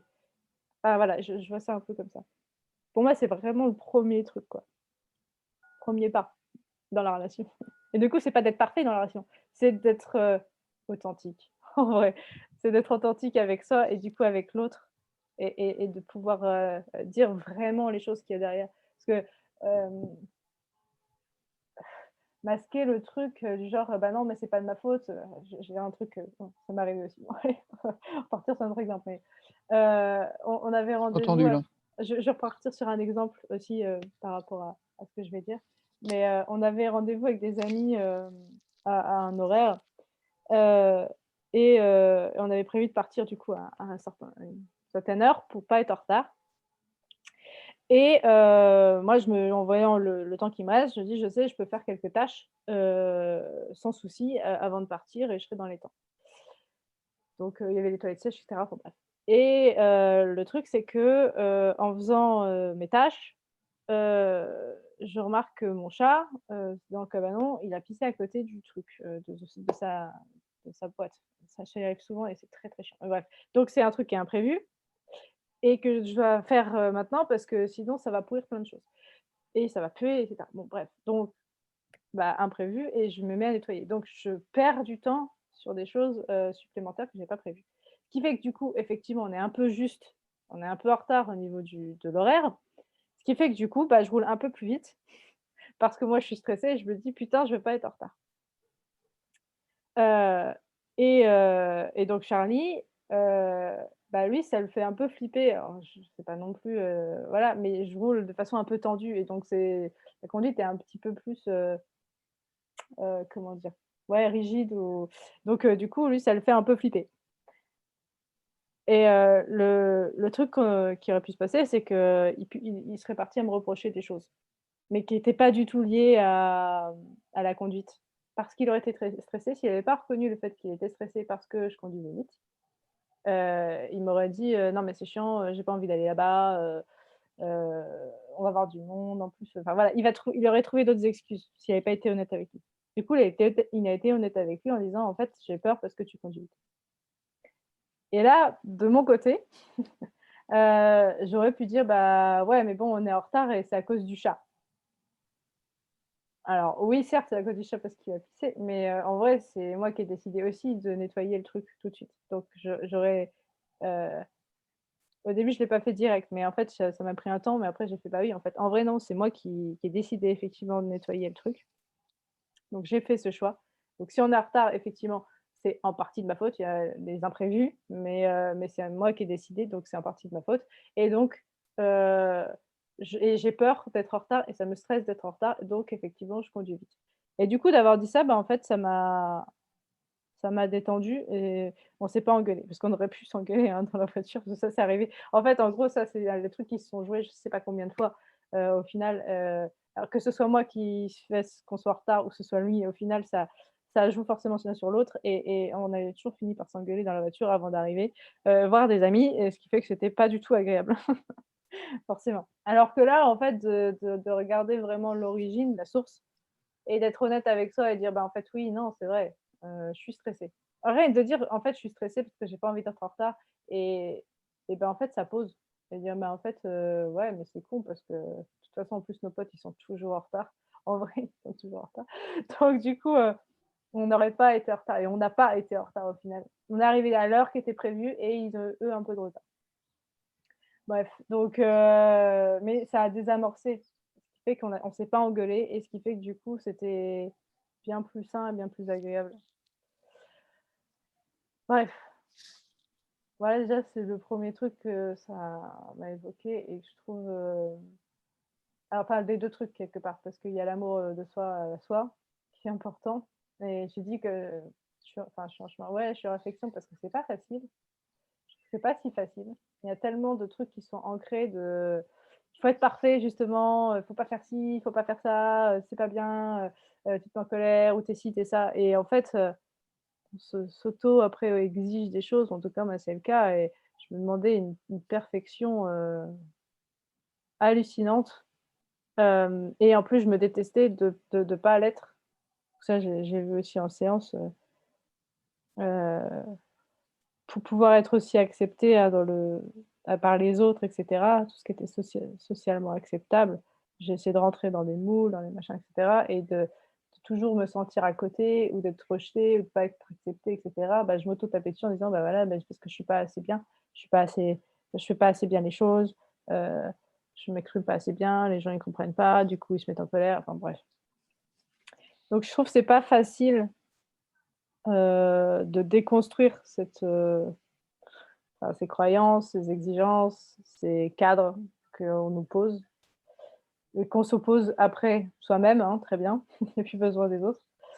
Hem et d'apprendre à s'aimer. Alors du coup, je suis sur un chemin aussi, c'est un peu un tout, pour moi, le fait de s'aimer, c'est aussi donc de s'écouter, mais c'est aussi de l'hygiène de vie, donc de manger des choses saines parce qu'en fait, c'est respecter son corps. Alors sans être non plus dans l'exigence toujours, dans le truc: j'ai mangé un bonbon, c'est pas bien», Je commence à avoir du mal à te suivre. Hem, il y a un endroit où tu parles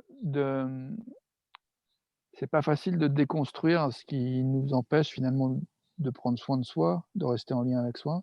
Mmh. Tu es prête à enchaîner sur autre chose et ça a été plus vite que j'ai pu suivre. OK. Donc je sais hem,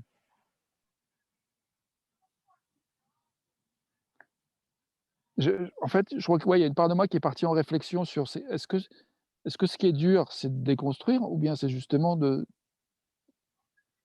pas déconstruire? Mmh.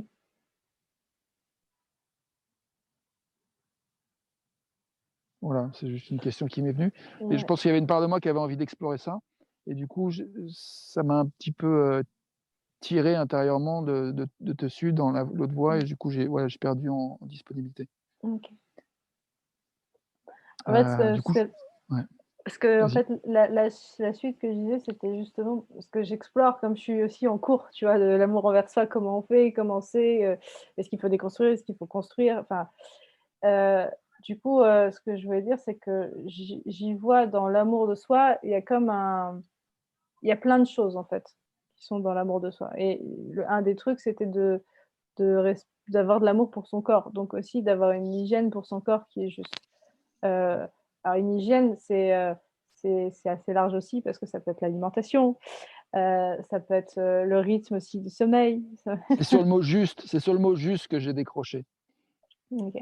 Parce que pour moi, ça met tout un champ de jugement moral, comme s'il y avait dans l'univers une catégorie de choses qui sont justes et une catégorie de choses qui sont pas Mmh. justes. Et du coup, comme si le but du jeu, ça serait de définir l'une de l'autre, dans chaque chose qu'on observe. Et je crois pas que ça soit ça qui est juste, en fait, de faire ça. Je crois que Mmh. ça, justement, c'est ce qui fout la merde. Et ce qui fait que c'est compliqué, que ça devient difficile de faire confiance au seul système de guidance qu'on a, qui est notre ressenti. Ah oui, mais parce qu'en fait, pour moi, quand je parlais de juste, c'était juste envers soi. C'est pas genre tout le monde doit faire ça. C'est qu'en fait, chacun doit trouver ce qui est juste pour lui et que du coup, c'est en s'écoutant et si le corps, il dit: «Bah, là, par exemple, j'ai soif», bah, en fait, ce qui est juste, c'est de boire. Heu, mais c'est-à-dire que ce sera toi, tu auras soif, il faut que tu bois. Moi, j'aurais pas à boire parce que si mon corps, il dit: «J'ai pas soif», je vais pas boire. Donc c'est chacun, c'est pas une justesse, pour tout le monde, c'est pas la même. Mais c'est une justesse envers soi, en fait. Enfin, Je pense que ce qui me mmh, gêne pour moi là, c'est que j'ai besoin de plus de nuances, en fait. mmh, C'est-à-dire que pour moi, j'ai soif, je bois, j'ai envie d'ajouter une nuance, pas forcément, en fait. En ce moment, je fais un jeûne sec, mmh. donc j'ai des signaux de mon corps que je pourrais interpréter comme de la soif et je suis pas obligé d'interpréter ça comme ça, en fait. Donc voilà, c'est ça que je veux dire, c'est que pour moi, c'est vraiment à l'écoute de soi et dans le fait de faire des expériences et de s'autoriser à explorer, en fait et d'apprendre, en fait, ce qui fonctionne pour nous ou pas et des fois, il y a des choses qui fonctionnent à tel moment, mais pas à d'autres et c'est Mmh. subtil, en fait Oui. C'est pour ça que je dis et que c'est compliqué et c'est pour ça que je suis d'accord avec toi. Là, j'essaie de faire des trucs un peu clairs et du coup, je fais des trucs hyper simples, mais c'est pour ça que je dis que c'est pas simple parce qu'en fait, s'écouter soi, comme tu dis, bah, en fait, c'est par l'expérience. Est-ce que quand j'ai soif, il faut que je bois? Je dis: «Bah, pas forcément». Donc ça c'est du coup, c'est plus compliqué que juste, j'écoute les signaux de mon corps. J'ai faim, j'ai envie de gras, je vais chez le McDo. Bon, est-ce que c'est juste en fait? Est-ce que c'est vraiment ça dont mon corps a besoin? Parce qu'après voilà, bon bref, on peut partir dans des trucs hyper en détail, hyper précis. Mais du coup, je te moi, tu rejoins, vois, hein. au-delà du mot juste, j'aime bien il y a un autre mot qui me vient qui est satisfaisant. Est-ce que j'ai de la satisfaction maintenant? Est-ce que je me sens satisfait? Et ce que je disais au début, c'est est-ce que je me sens comblé? Mmh. Est-ce que je me sens comblé, satisfait? Est-ce que j'apprécie ce qui se passe ou pas? Pour moi, ça, c'est des repères qui sont plus fiables pour moi que la notion est-ce que c'est juste, pas juste? Mmh. Ouais. Voilà, c'est juste mon truc. Oui, ça marche. Après, c'est vrai que je dis ça parce que, en tout cas, moi, c'est comme ça que ça se passe pour moi. Donc j'ai décidé de me mettre au sport, de façon régulière, d'essayer de caler aussi un peu plus ma nourriture pour manger moins gras, moins sucré parce que j'ai de la graisse en trop et que je sens que c'est pas bon. Je me sens pas bien dans mon corps. Puis quand je me regarde, je m'aime pas. Alors, je me dis il y a un truc, il y a un décalage entre ce que je on va dire, je suis et que j'aime et là où je me sens bien et ce que je fais réellement et ce que ça donne. Et donc j'essaie de mettre ça en place. Mais du coup, je me bats un peu entre un peu 2 parts et ça, je sais que j'ai déjà vu en séance, mais il y en a une qui a vraiment du mal à pas manger des trucs, sucrés, la pâte à tartiner, c'est une catastrophe.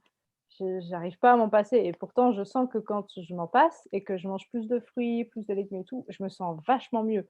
Je me sens moins lourde, je me sens plus, machin, etc. Et je sens qu'il y a toujours une part en moi qui est là en mode, «Allez vas-y, on se fait un peu une tartine quand même, ça va être cool». Donc c'est pour ça que je parlais de justesse, mais c'est parce que c'est justesse intérieure et je sens qu'il y a des choses qui sont pas ajustées en moi pour, on va dire, faire les choix qui sont bons pour moi, pour que je me sente bien, réellement bien.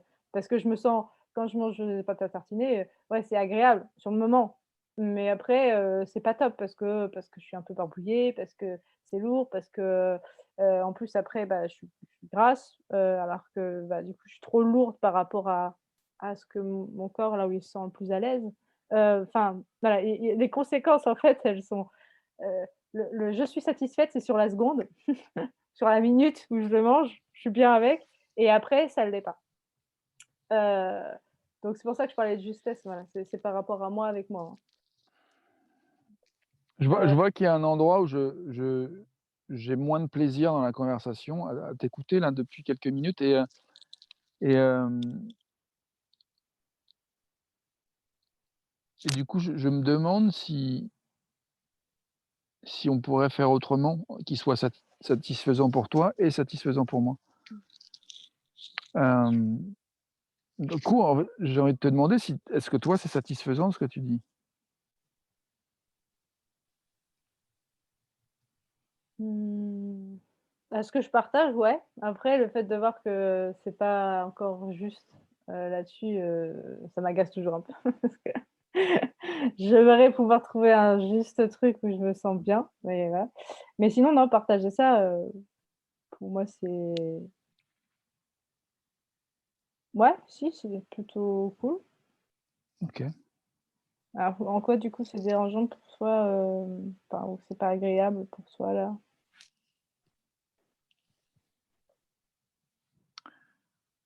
Mmh. Je pense que déjà, il y a un truc qui est parti il y a un certain temps où je me suis mis dans la tête que parce que j'étais un homme et que tu étais une femme, il fallait que je t'écoute et que je te donne l'équité d'un temps équivalent au temps que tu m'as écouté. Donc je me suis mis comme une espèce d'imposition d'un truc, intérieur à ce niveau-là, qui déjà, me met dans un rapport où j'ai peur d'être jugé, en fait. Et ça vient déjà affecter ma capacité à me détendre et à être sincère, en fait. Parce que tout d'un coup, je me mets une espèce d'objectif, tu vois, qui est de contenir, de maintenir ma cap en fait, ma capacité à écouter silencieusement et sans intervenir. Sauf que, est-ce que c'est vraiment ça mon objectif? Est-ce que c'est vraiment ça que je veux? Est-ce que j'ai envie de prouver que je suis un homme, respectable, qui respecte les femmes? Je pense pas avoir à prouver ça quand même, bordel. Si, tu crois?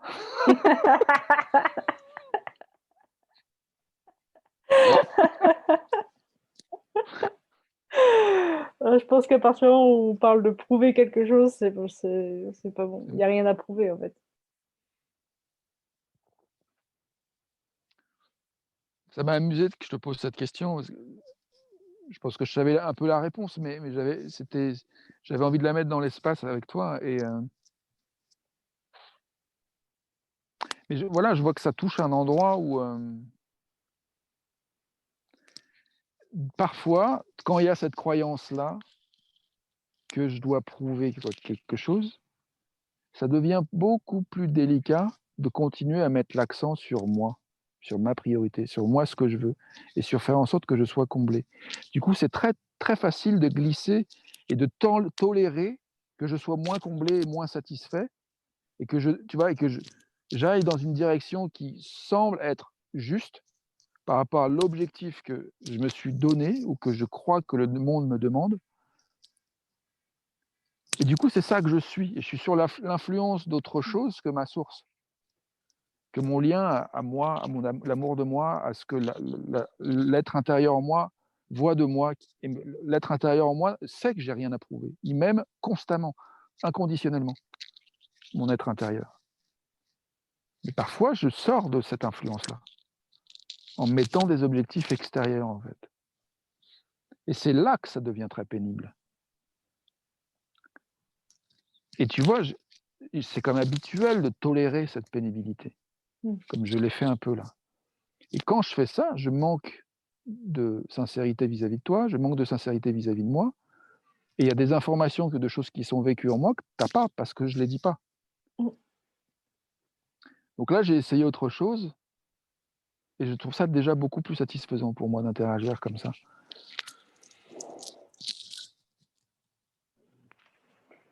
Merci. Merci à toi d'oser dire, d'oser poser. Après, il y a une question au niveau du temps qui nous reste. Moi, j'ai un rendez-vous à 13h et j'aimerais bien qu'on arrête à la demie pour que je puisse Ouais, avoir il y a pour moi, Corinne c'est qui m'a envoyé un message en me disant merci pour tes messages aussi à un moment donné, il y a une vingtaine de minutes. OK. Et j'ai aussi envie de la lire. Et puis j'ai aussi envie de revenir dans la question de et maintenant, what's next? Qu'est-ce que j'ai envie? Qu'est-ce que ça ouvre comme ce champ des possibles et cette connexion à soi? Qu'est-ce qu'il y a comme désir en fait pour la suite concrètement?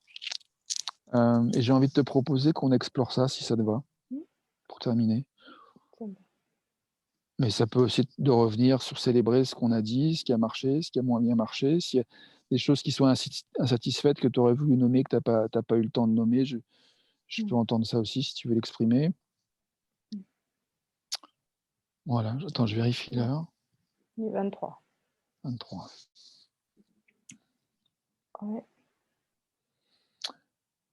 Surprise, apprentissage, satisfaction, insatisfaction, peut-être prochain petit pas, nouvel objectif, rêve. Voilà, on braque, OK, si ça te va. ça me va. Ouais, si, il y a un truc, s'il y a un truc que j'avais pas eu le temps de nommer et j'aurais été un peu frustrée. Ouais, il y a un truc, mais du coup, qui a pas forcément à voir avec le sujet de base, mais qui est là, présent pour moi, en ce moment et qui prend beaucoup d'espace et du coup, je pense que ce serait bien juste que je le nomme. Mmh. En ce moment, je suis vraiment sur cette notion de c'est quoi les âmes sœurs ou après, on parle de flammes jumelles ou des choses comme ça, mais, est-ce que, est-ce qu'il y a vraiment des âmes qui sont reliées, qui sont vraiment liées les unes enfin, l'une à l'autre? Et est-ce que enfin, comment on fait avec ça?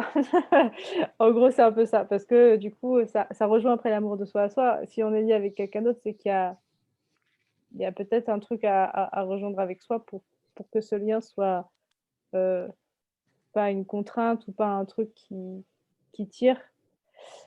Voilà et j'avais juste envie de nommer ça. C'est un peu plus vaste que ça, mais voilà, globalement, j'ai ça en ce moment qui traîne et qui tourne un peu en tête.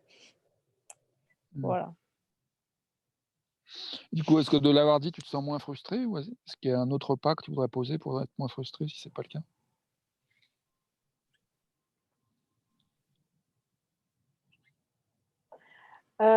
Ouais, si, il y a d'autres trucs. Bah, en fait, c'est que je pense, j'aurais aimé pouvoir, en discuter, avoir un avis, d'autres personnes, donc de toi, d'avoir ton avis aussi sur, co est-ce que ça t'est déjà arrivé? Qu'est-ce que tu en penses toi? Est-ce que tu as déjà, mis des trucs là-dessus? Parce qu'en fait, c'est que je manque de réponses pour moi et je pense que j'aimerais avoir des réponses et que j'en trouve pas et je sais en vrai, hein, je sais au fond que personne va me les apporter, hein, les réponses pour moi. Mais j'aurais aimé, c'est vrai avoir, d'autres avis, d'autres expériences, qui pourraient peut-être éventuellement m'éclairer, même si Et je quand pense tu dis: «Est-ce que c'est déjà arrivé?» tu parles de quoi? Est-ce que quoi est déjà arrivé? que toi tu aies rencontré, quelqu'un qui soit, avec ce lien d'âme vraiment particulier, que tu aies déjà vécu un truc similaire et comment tu as fait avec, enfin voilà, c'est un peu cette idée. Comment tu as vécu le truc, qu'est-ce que ça t'a appris? Est-ce qu'il y a un moment tu as pu t'en libérer sans que ce soit en coupant, mais en étant juste complètement plus en dépendance ou plus en truc où ça tire? Ouais, voilà, c'est ça. Alors avoir des réponses parce que moi j'en ai pas, mais Pour moi, ce qui me vient spontanément, c'est une partie très jugeante, mais qui a ses qualités. Donc si tu veux déballer le cadeau, avec moi, c'est pour moi, il y a la partie jugeante, elle dit: «C'est un nœud de cerveau, c'est se faire un nœud de cerveau cette histoire». Et pour moi, là, le but du jeu, c'est d'arriver à arrêter de se faire des nœuds de cerveau.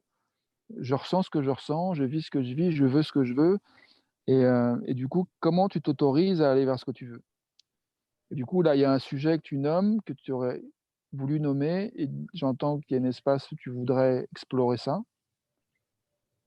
Du coup, ma question, c'est quel petit pas tu peux poser pour être moins frustré par rapport à ça? Par rapport au sujet en lui-même ou le fait de ne pas l'avoir nommé? Le sujet en lui-même, tu veux dire? Pour ch En fait, si le but, c'est le contentement, la satisfaction, d'être comblé, qu'est-ce que tu peux faire pour être moins incomblé? Justement, c'est pour ça que j'ai pas la réponse. Parce que comme ça dépend pas que de moi, pour avoir ce que j'aimerais qui me comble, je peux pas l'avoir, en fait. Donc OK, donc tu as cette croyance que ça dépend pas que de toi et pour moi, le nœud de cerveau, il est là. C'est-à-dire, de mon point de vue, hein, tu en fais ce que tu veux, mais en même temps, on est en relation, donc du coup, il est peut-être valable mon point de vue. Je pense que ça dépend que de toi et ça dépend du niveau d'écoute que tu t'offres, le temps de présence que tu arrives à maintenir pour rester avec la question qui est: «Qu'est-ce que je peux faire pour être moins incomblé?» Et si tu remplaces alors avant même d'avoir pris le temps de rester avec la question et de laisser venir et d'accepter que peut-être il y a un espace où tu ne sais pas et que tu remplaces par: «C'est ça le problème, ça dépend pas que de moi», bah, tu fais du bruit. mmh Tu fais du bruit au lieu de recevoir le sens de la réponse qui n'attend que ta disponibilité pour que tu la reçoives. mh. Ouais, ouais, ça me parle. Ça me parle. Mais je dis que je suis sur cette question et pourtant je médite et pourtant j'arrive pas. Je pense que c'est pour ça que je voulais aussi pouvoir partager parce que, tu vois, d'avoir, des retours sur, même pas sur le sujet au final, mais c'est comment je le prends, bah, c'est déjà hyper éclairant. Mais tu vois, c'est juste un petit là, c'est juste un tout petit bout et je sais que je pense que j'aurais besoin de plus d'espace pour ça. Voilà, donc là, pour moi, là, c'est OK d'avoir pu nommer ça, d'avoir pu entendre aussi ton retour dessus et de voir que, ouais, c'est c'est un sujet qu'il faudrait que je sais que j'y arrive pas toute seule. En tout cas, là, je sais que je manque d'aide sur ce sujet. Je tourne en rond, donc enfin d'aide entre guillemets, d'écoute et puis de retour. Ça pourrait être cool, donc je pense que je prendrai le temps pour ça. Voilà, donc ouais, c'est chouette d'avoir pu partager, et merci pour ton retour qui est très juste, hein, tout à fait, tout à fait juste. Moi, tu vois, là, pour le coup, je vois là une qualité d'énergie de connexion qui est 1,5 milliard au moins de fois plus satisfaisante que ce qui se passait avant et tout d'un coup, pour moi, c'est comme ça clair. Je me dis: «OK, il y a une part de toi qui voulait de l'attention à cet endroit-là qui était pas nommée» et du Mmh. coup, tu faisais d'autres choses et ça, c'est au niveau des âmes, c'était senti, en fait. Mmh. Et on est tellement habitué à faire comme si tout allait bien, en fait, on se fait chier, mais c'est pas grave, ou on est frustré, mais tant pis, Mmh. ou bien, on n'est pas satisfait, on n'est pas comblé, on n'a pas joui, mais c'est normal, ça arrive à tout le monde, Ouais, qu'on c'est satisfait de vrai, moins que l'abondance, en fait. ouais. En fait, c'est vrai que là, tu vois, ça me fait toucher, c'est très cool que tu dis ça.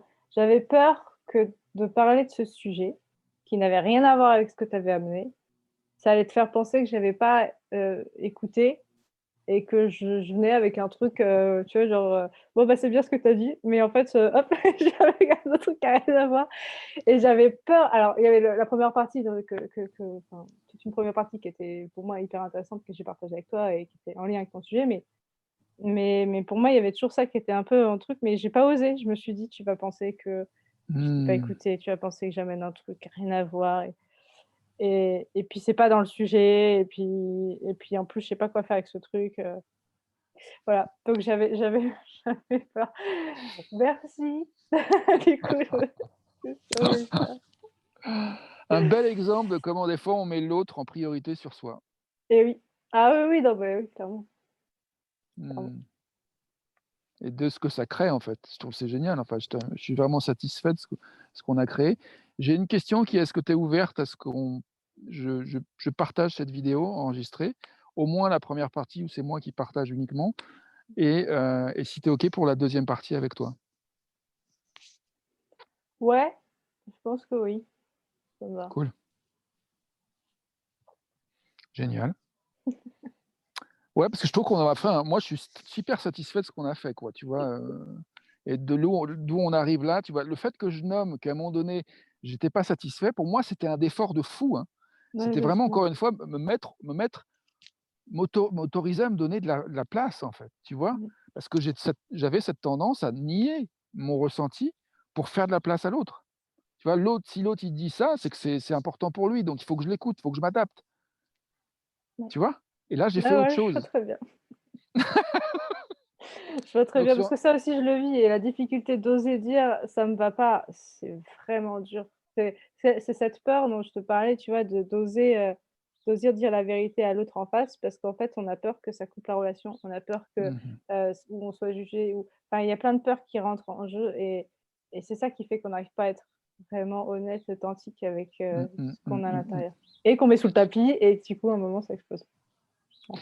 Ouais, puis on se retrouve avec une relation qui est tiédasse, Oui, chaudasse, qui fait chier, en fait, tu vois? aussi, Il y a tout il à y a fait. une expression quand même populaire qui dit, «Dieu a horreur des tièdes». C'est ça, tout d'un coup, on n'est plus connecté à Dieu, enfin à la Mmh, source, tu vois? À l'inspiration, à la divinité, à notre ouais, puissance volcanique, tu vois? Et du coup, c'est ouais. chiant Mmh. parce qu'effectivement, Bah Dieu a horreur des tièdes, c'est vraiment tiédasse, quoi. bah, c'est Et ça. et et Puis j'ai la et relation, elle est j'ai plus authentique. Enfin, si l'un et l'autre, on n'est pas authentique, il y a pas de relation qui existe. Ça veut rien c'est dire. ça. C'est du Moi, il y a un truc vaseux, c'est c'est ça. on se tient chaud, mais ça pue, quoi. C'est ça. Génial. Je nous félicite pour ce travail, je regarde l'heure, il est Il est temps de 33, OK. ouais. Du coup, ça te va si on finit dans 1 minute? Ouais, ça me OK. va. Hem, ou dans 2 vu que ça soit rond, 35. Du coup, est-ce qu'il y a autre chose? Juste satisfaction, surprise? Moi, je suis plutôt bien, je pense vraiment, j'ai envie de dire, merci et puis, peut-être prochain pas, hem j'ai de la curiosité, en fait, je suis satisfait, je suis curieux j'ai envie de continuer à nourrir cette pratique de me mettre en premier, en fait. De vraiment garder un lien avec moi qui me comble. Et que Mmh. si c'est pas le cas, vraiment de me dire: «Non, c'est pas OK, il y a un truc à ajuster. Il y a un réalignement à trouver» et je trouve que vraiment tout cet appel était au service de ça, donc yes. Ouais, je plus sois. Je suis complètement d'accord. Je suis très, ravie de cet échange et de comment ça s'est passé, même si à un moment c'était, bah, du coup, pas du tout OK pour toi, que c'était tiédasse pour moi.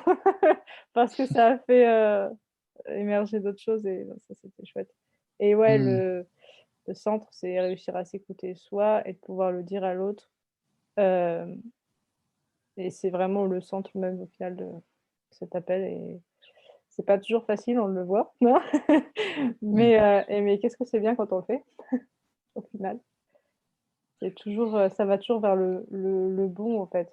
Même si on a peur, ça va toujours vers le bon, donc c'est chouette.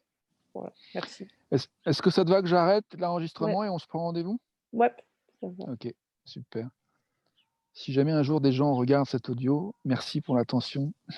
Très très curieux de savoir comment c'était pour vous de suivre cette conversation. En tout cas, moi, j'ai eu beaucoup de joie à la faire et s'il y a des retours qui veulent s'exprimer, ça sera bienvenu. Je ne sais pas si tu veux ajouter un mot, Anaïs, aux possibles auditeurs? Bah, merci aussi pour l'écoute. Merci aussi pour le non-jugement et l'indulgence que vous pourrez avoir pour nos humanités, imparfaites, mais super chouettes à voir. Voilà.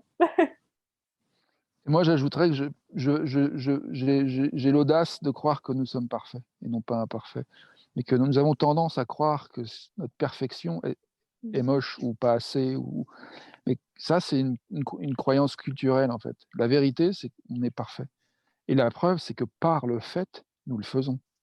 C'est par le fait parfait et ça s'est passé. C'est bien la preuve que c'est parfait. Éruption volcanique et compagnie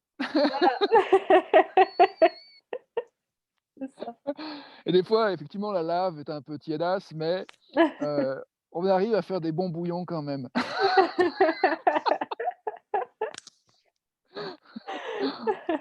Voilà, c'est complet pour moi. C'est complètement ouais. Alors, j'arrête l'enregistrement. Yes.